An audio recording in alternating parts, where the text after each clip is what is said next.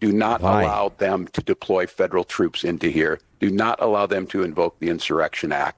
Do not allow them to declare martial law. That does not give the president the powers to take over the state legislature, does not give him the ability to suspend elections. It gives him the ability to ensure that law and order is maintained, and especially federal law is still capably enforced in the face of insurrectionists. The Insurrection Act. So let me just set this up for you. The threat of President Trump invoking the Insurrection Act, that has now been, it's been made into a boogeyman for the left. As he wants to invoke the Insurrection Act, they want you to believe that that makes him de facto fascist. No, it exists for a reason.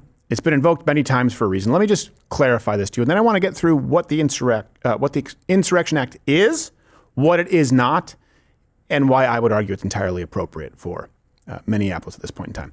So it allows the president to deploy the military domestically against anyone who, quote, engages in any rebellion or insurrection against the authority of the United States or the laws thereof, or gives aid or comfort thereto. So that tells you what it is. That tells you where it's appropriate. It's not the same as martial law. And I want you to keep that in mind as you watch the left wrongfully describe it for you. What this administration is looking for is for there to be deadly encounters so that they can revoke the Insurrection Act and have martial law. By definition, he's going to test the boundaries and the limits. And that's why I suggest the next phase of this is the Insurrection Act. The president who talked about wanting to shoot protesters multiple times, according to multiple eyewitnesses, but was stopped from making that order, has sort of wanted another crack at him and wanted the Insurrection Act. Do not allow them to deploy federal troops into here. Do not allow them to invoke the Insurrection Act. Do not allow them to declare martial law. Martial law is not the same as the Insurrection Act, to be clear. The Insurrection Act allows, there are 3 conditions under which it would be appropriate, and there are 16 times that I believe, or 16 different presidents, I'll have the numbers here in a second, that it's been invoked. And that does not give the president the powers to take over the state legislature, does not give him the ability to suspend elections. It gives him the ability to ensure that law and order is maintained, and especially federal law is still capably enforced in the face of insurrectionists. It's actually really clear. So this idea that it's nebulous, no, it's not. It's very limited. It's very transparent. And that brings us to Claim Truth. As always, the references are available, link in the description. Here's the first claim you will hear. Of course, it's untrue. Only a fascist would invoke the Insurrection Act. In the early days of the Nazi regime, they started slowly but surely taking away people's rights. And what we're seeing now is the very same thing. They've gone into cities now with the military.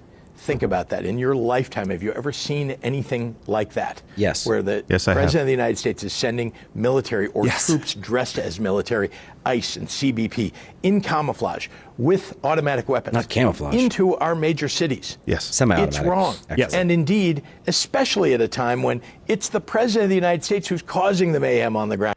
Oh, okay. That's right. Yeah. That's right. Yeah. Black Lives Matter was his fault. Oh, no. That's right. That was one of the primary reasons why Donald Trump was elected in his first term. The law and order president, because people were tired of it. Then that brings us to the truth. It was created by the founders for a very valid reason. 16 presidents invoked the act 30 different times for a multitude of reasons. Let me give you some examples. Thomas Jefferson in 1808. This was when American merchant ships flouted Jefferson's trade embargo with the British. You have Eisenhower and JFK. This was 57 through 63. This is when governors refused to enforce desegregation. Yeah. And then I believe the last president to invoke it was George H.W. Bush, 92, when California couldn't quell the Rodney King riots themselves. No prior use was ever declared unconstitutional. It's just if Donald Trump does it. You know, we saw that same thing where you had plenty of presidents and candidates who questioned election results. Yeah. It was never something worthy of impeachment until Donald Trump did so. And then you have a guy like Pritzker who, I'm sorry, we've been down this road before, said in Nazi Germany, they started taking away rights. And you're seeing the same thing here. Name one. Right. What right has Donald Trump removed from American citizens? Right. Just name it, because you've basically made the claim that he's a Nazi. He's just like Hitler right now. It's Hitler 2.0. Right. Right. And now you're saying he's taking away, I know Hitler bad always, right? Yeah. He's taking away rights. Yeah. Wasn't that the 48th Amendment? The right to assault federal officers and flee the scene of a crime? Yeah, something like that. Yeah. Or the right to enter illegally? I guess maybe the rights you removed from them, like he didn't allow people on their own front porch. Donald Trump ordered the shooting of them with paintball guns because of a virus. It's really hard for me to keep track. Here's the next claim you'll hear. That there's no precedent that would be appropriate here right now for President Trump using it. There's no example similar to this.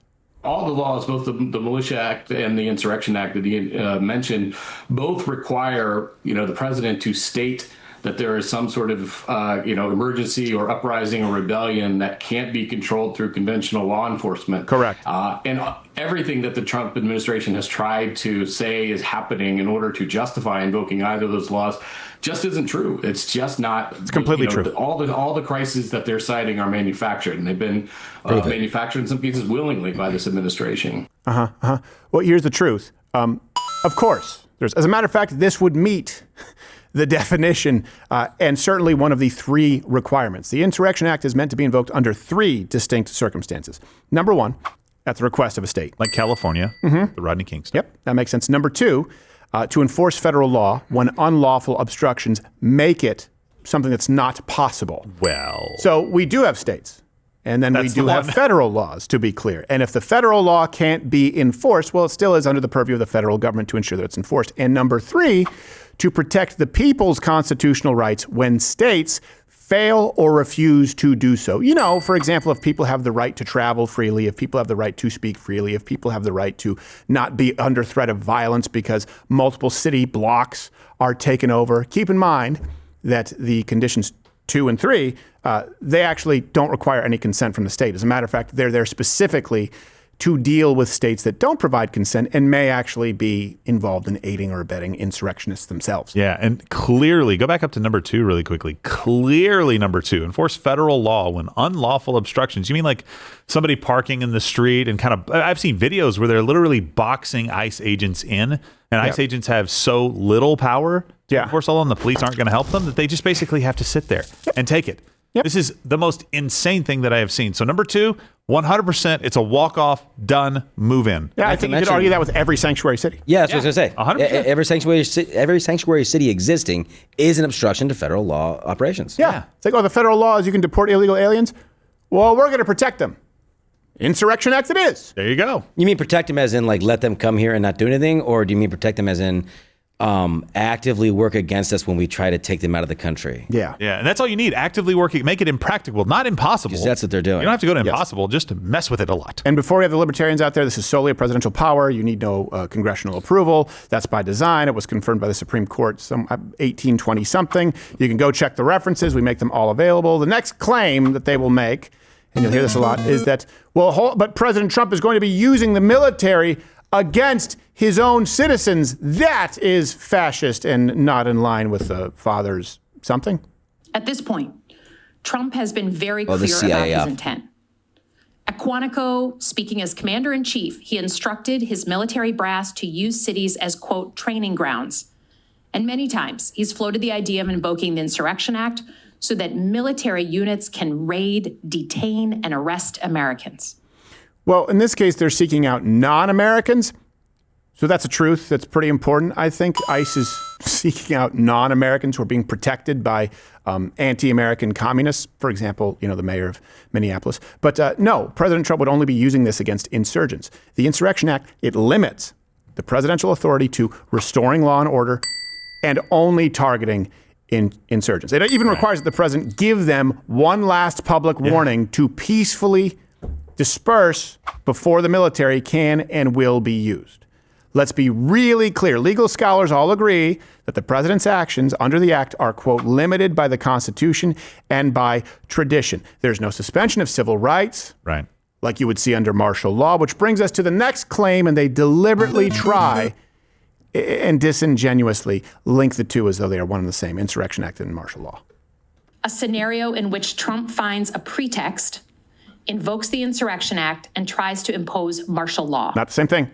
Elections, therefore, could be canceled, Nope. or if they happen, he could surround polling places with military and federal law enforcement to intimidate voters. The president's threat to invoke the Insurrection Act is real. It has to be taken as real. He may well use the Insurrection Act as a weapon to expand his deployments and turn these cities and states into armed camps and police states. Yeah. So here's the truth. The Insurrection Act allows the president to restore order to the state. It does not allow him to run the state at all. Just to be clear, nowhere in the Insurrection Act is the president allowed to take over the civil administration of the states, to rewrite laws, to suspend elections, or to simply declare martial law, or even deploy robocops. You now have 5 seconds to comply. 4, 3, 2, 1. If kids are watching, they shouldn't. Physical force.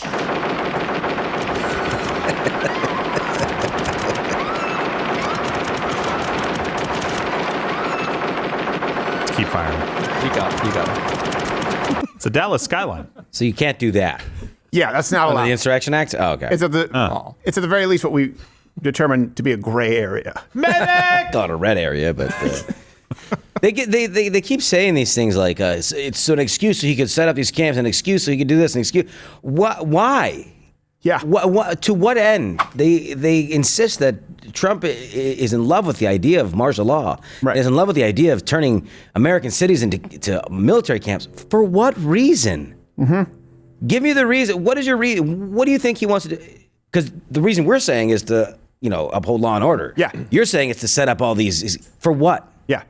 No. For what? Oh, Alyssa Slotkin. Told the troops to use it as a training ground. Well, is that what he said, or did he say treat it like a training ground, as in no live rounds? Right. Yeah. Don't treat it like war. You'll never know. Okay. You'll never know. Oh. They'll never tell you, because they also try and tell you that it's the same as martial law. I absolutely think that Minnesota meets the threshold for the Insurrection Act. I absolutely think that the Insurrection Act exists for a reason. I think this is well within the bounds of precedent. As a matter of fact, I think if you look at some of the examples where the Insurrection Act was invoked, it actually wasn't this severe. And I think we need to stop behaving in a way that fears the PR from the left, because they're going to give it to you anyway. You just had a woman who protested all day, helped lead it, blocked ICE officers, hit one with her car, and she is being made into Saint Renee. I don't care about the PR from the left. I care about the country that we live in. I care about law and order. And restoring law and order within the proper constraints constitutionally in no way violates your rights, my rights, or the idea of freedom in America. It actually protects them. It preserves those rights. This wouldn't be a problem had the border not been as open as it was under the Biden administration, and going back decades for sure. But specifically, this wouldn't be a problem if places like Minneapolis, Minnesota were doing their jobs. Right. They would help ICE. They would make sure that they detained people and found out, this person's here illegally. ICE, can you come pick this person up? I have a detainer. Here you go. This person's off to go back to wherever they came from. Same thing in California. We wouldn't have to do this on the level that we're doing it right now. What if you just cooperated a little? Do you think bad guys off the streets would be something that you could sell in the next election? Probably so. Yeah. Instead, you're out there saying, it's moms and dads and abuelos and abuelas, and I can't believe we're doing this to our own citizens. How about we just enforce the laws? We have a union of states here that said, yes, we all sign up for this. Yeah. You can't just go, I don't like that rule. I don't want to do that. I'm sorry, I'm not going to do that. No. You have to. And we're going to send people in to make sure it's done. Well, how about this, too, where they just go, bad guys, look, ICE. And then this is how you know the left is disingenuous. They'll say, of course, Lake and Riley is trash, and nobody wants that. Oh, of course, Zarutska, nobody wants that. Okay, so let me ask you this. If it was your child, if it was your 12-year-old girl who was raped, who was forcibly sodomized, who was trafficked, and you had a beat on the guy who did it, what would stop you? And then would you allow someone to stop you who is acting actively on behalf of the forcible sodomite, on the child rapist? Would you allow a Renee Good to stop you, mocking you, dancing, if you know that you have a chance to capture someone who is trafficking children, raping children, beating them? Would you let her stop you? Of course not. The answer is you would probably be far more forceful. That's what these people are out there to do. Sure, they're going to arrest any illegal aliens they encounter, as they should. But you can find people, these protesters, defending, protecting these horrible, awful criminals in every single instance. Would you allow them to stop you? If the answer is no, then you understand what's at play here, because the left, notably these screeching angry feminists, the same pussy hats are out there now. They will actively defend these people always, no matter how heinous the act. That's how it goes.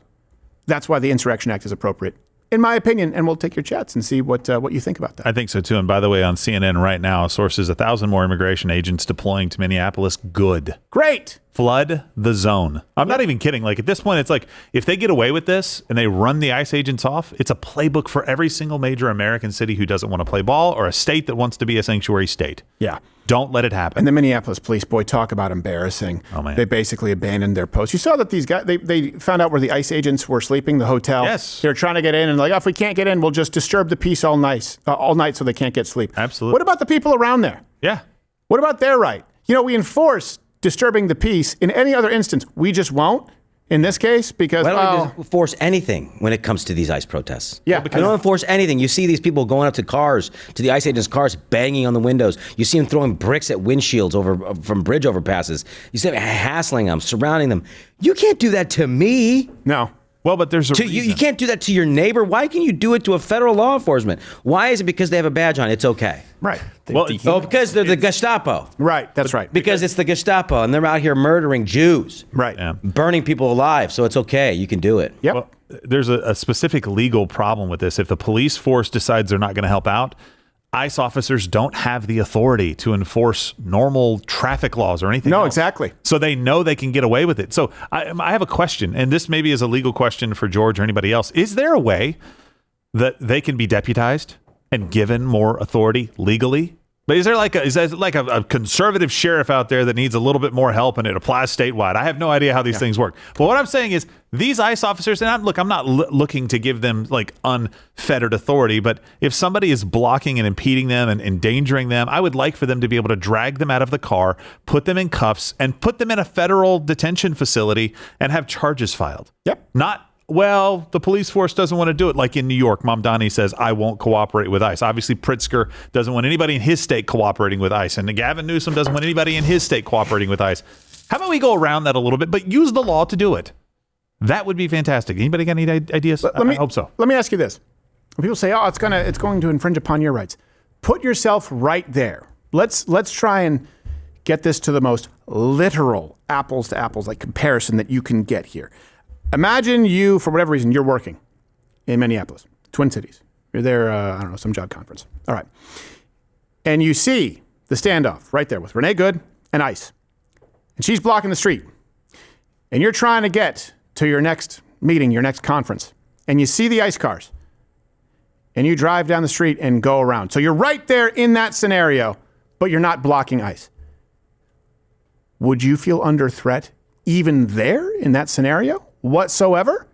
Would you feel that any of your freedoms, of your rights, are being infringed upon by those ICE officers? The only fear I would have is that I would be yelled at and that I would have to move somewhere I didn't want to move. Oh, gee. Yeah. I would feel that my rights are being infringed upon by the lady blocking traffic. Yeah. What if you lived in that neighborhood? Would you feel that ICE coming in to carry out a mission, which, by the way, they aim to do very swiftly, go in, get said criminal, take them out? Would you feel as though they have put you at risk? They have somehow impeded your day? Or would you feel that the lady honking, blaring music, screaming, blocking the streets had? It's easy to blame ICE in that situation because if you're a neighbor in the neighborhood, you don't want to blame the protesters. Right. ICE isn't going to burn your house down. Right. ICE isn't going to keep you up all night yelling. Yep. ICE isn't going to throw things through your window. ICE isn't going to follow you, make a tracker. Yeah. To find out where the fascist lives. Yep. And that's why the police in Minneapolis, like, you guys really think you really think they're going to give you a pass? These are the same people who are burning down your city over you, the police, right? The police in Minnesota. And now you think, well, they moved on to ICE. You do realize they just hate law and order. It'll come back to you. Of course it will. They're not going to remember your solidarity with them in a year when you, use a little bit too much force on somebody according to their view. Yeah, exactly. The next time someone tries to run you over with their car, and only gives you a little bit of a bruise, and you enforce the law, you're going to be the reason for the protest. You understand that, right? Appeasing crocodiles is an exercise in futility. I'm amazed that anyone still has to relearn these lessons. It's enough. Law and order, this idea, it's also why I find it funny, when I was sitting, we mentioned Dave Smith where he said every single this was very telling to me as far as just a different worldview. I asked him, I said, so which presidents would be, guilty of war crimes? Every single president ever, he said, with the exception of George Washington. Well, that just tells me you don't know George Washington. Yeah, exactly. That tells me you don't know anything about the French Indian Wars. That tells me that you don't know that he had people executed and made their fellow men watch. Like, there's an example that's made out of you. You can even get into the taxes on whiskey. Like, you don't know George Washington. This is the most tolerant that American leaders have ever been of disruptors. Because everyone who's believed in freedom, liberty, a constitutional republic, understood that it can only exist under the umbrella of law and order, under the umbrella of a lawful people. This whole thing, we even the goalposts have moved from, your rights end at my face, right? The rights of your fist end at my face. Well, we're literally seeing that now.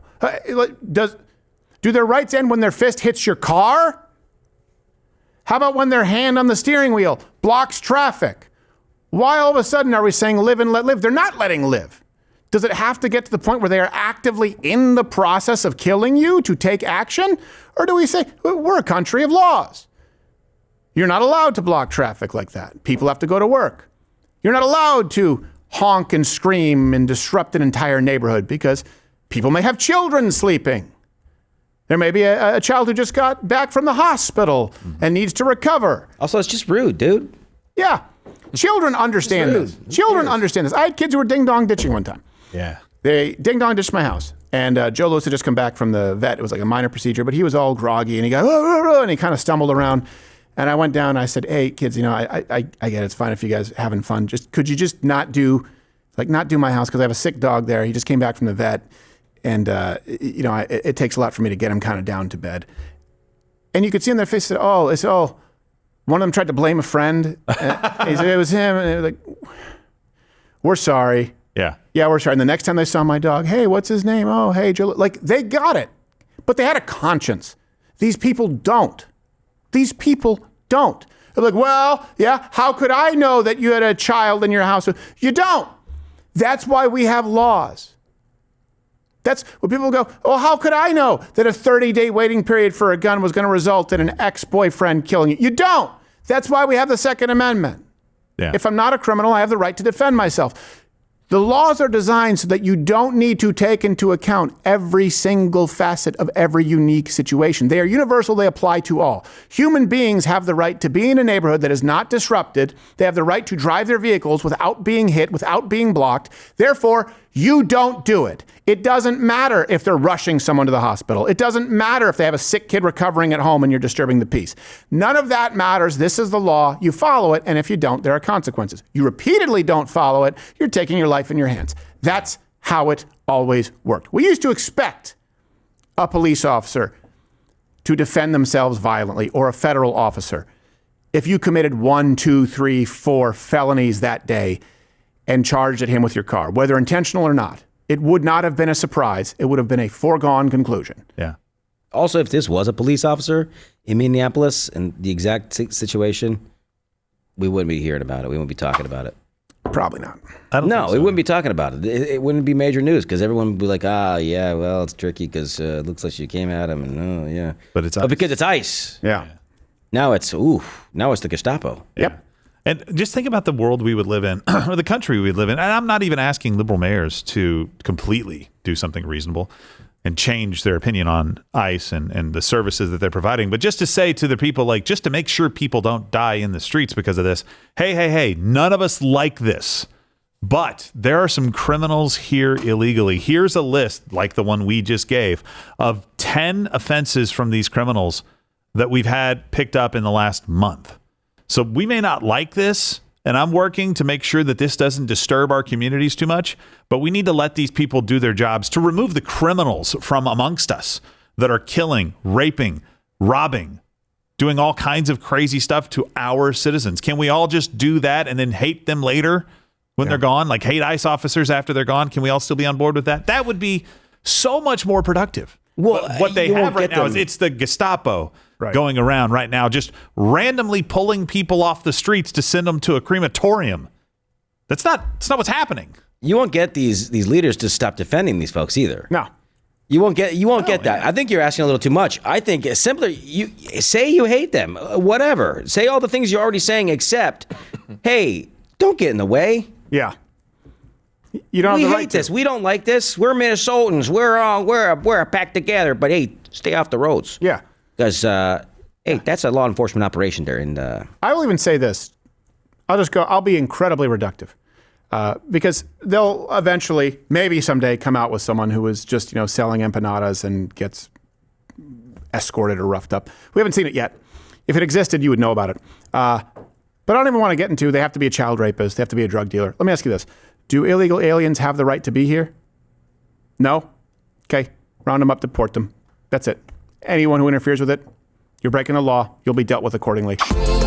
Oh, you're still here? And you're still watching this on YouTube? You've probably noticed something is missing by now. I'm not here. That's because the Live Daily Show is now streaming exclusively on Rumble weekdays at 11 a.m. Eastern. Tune in there, where nothing is censored.